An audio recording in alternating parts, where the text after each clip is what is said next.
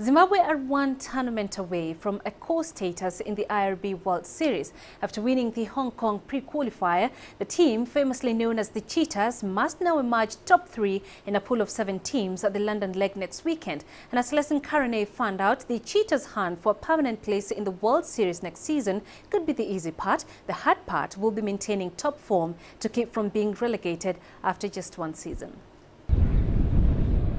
Zimbabwe has been competing at the IRB World Series on invite and when the pool draws would allow, like in Hong Kong, which has in the past featured the highest number of teams, 24 in a leg.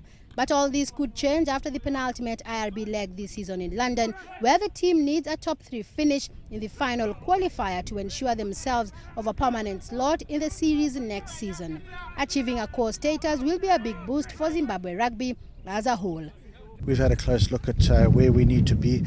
We identified the need to have a professional core structure for players. We've done that, and they're playing full time. We need to take the next step up, and we know there's a huge amount of work to do, but we're up for the challenge, and we'll certainly give it everything that we've got. Zimbabwe has been consistent in many regional rugby tournaments in Africa, including Kenya's Safaricom Sevens in their hunt for recognition. The team also has its own Harare Sevens tournament as a way of developing the sport in the country. The journey to international recognition, however, has been long, and last year the team missed out on promotion into the IRB World Series. To ensure they were consistent in their campaigns, the country also created a number of local tournaments in their league for talent development.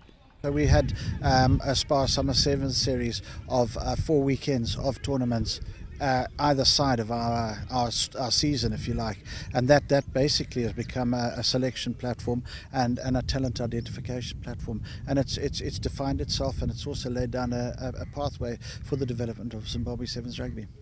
Zimbabwe also enjoys input from its neighbour South Africa, Africa's leading rugby nation, with many of its players playing down south. However, many of these players are in the original format of the sport, which continues to be the flagship format for rugby in the country. So it's very important that we're developing players, we're developing the individual player and young individual players coming forward with a view to them being able to play 15s at a better level than they would have played before, where they've got international exposure, and then that'll translate into 15s. We will have to redefine it, and we'll have to have a professional core of players if we become a core team.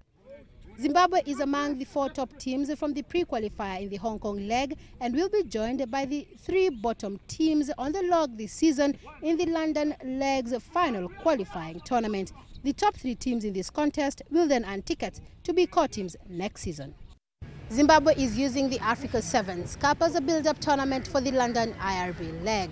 The Cheetahs are on the prowl in the hunt for core team status from next season. But the team knows that being a core team might be the easy part. The hard part will be in ensuring they do not get relegated after just their first season in the IRB circuit. Celestine Karoney, CCTV, Mombasa, Kenya.